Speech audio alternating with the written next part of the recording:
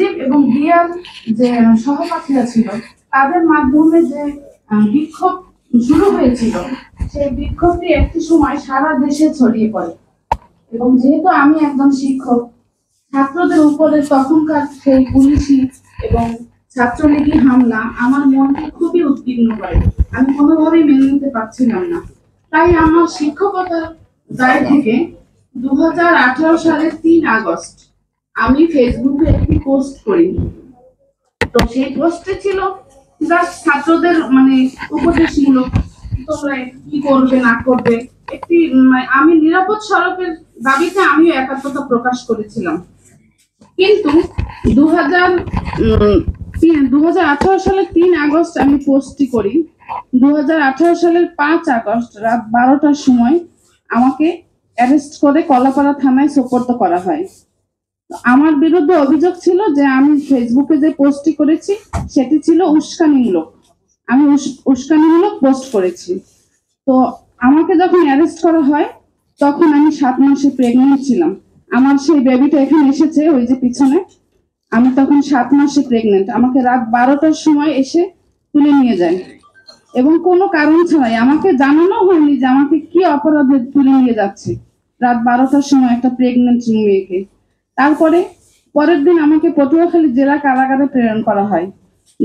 উপজেলা জজ আদালত এবং জেলা জজ আদালতে বারবার জামিন চেয়েও আমি জামিন পাইনি। পরবর্তীতে মহামান্য হাইকোর্ট 14 দিন কারাভোগের পরে, সেই প্রেগনেন্ট অবস্থায়, আমি 7 মাসে প্রেগনেন্ট ছিলাম, আমি 14 দিন কারাভোগের পরে মহামান্য হাইকোর্ট থেকে আমি জামিন পাই। সেই থেকে 6-7 বছর, সেই 2018 সালে 5 আগস্ট থেকে আজ পর্যন্ত আমি চাকুরি থেকে সাসপেনশনে আছি। এবং আমি যে কি মানবতার জীবনযাপন করছি সেটা আমি জানি। তবে আমি গর্বিত যে 18 সেই নিরাপদ সড়ক আন্দোলন 24-এর বৈষম্য বিরোধী ছাত্র আন্দোলনের রূপ নেয়। সেদিন যাদের পক্ষে কথা বলতে গিয়ে আমাকে জেলে যেতে হয়েছে, তারাই আজকে স্বৈরশাসকের পতন ঘটিয়ে আমাদেরকে একটি নতুন বাংলাদেশ উপহার দিয়েছে। তবে আমি কিছুটা হতাশ। 2 মাস অতিক্রম হয়ে গেছে, অন্তর্বর্তীকালীন সরকার গঠিত হয়েছে, তবুও আমাদের সাথে এই হওয়া অন্যায়ের কোনো সুরাহা করেনি। আমাদেরকে এখন এই আইনটা বাতিল চেয়ে এখন সমাবেশ করতে হয়।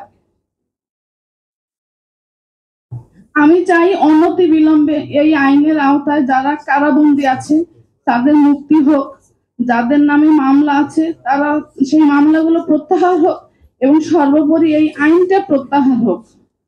জনাব সভাপতি, আমরা যারা দীর্ঘদিন এই চাকুরি থেকে বঞ্চিত, চাকুরির বিভিন্ন সুযোগ সুবিধা থেকে বঞ্চিত আছি, আমরা যদি চাকুরিতে যোগদান করি, আমাদের বকেয়া যত সুযোগ সুবিধা থেকে আমরা বঞ্চিত হয়েছি তা যেন আমরা এককালীন পাই এবং আমরাও যেন আন্দোলনকারী হিসেবে স্বীকৃতি পাই, সেই প্রত্যাশা রাখি।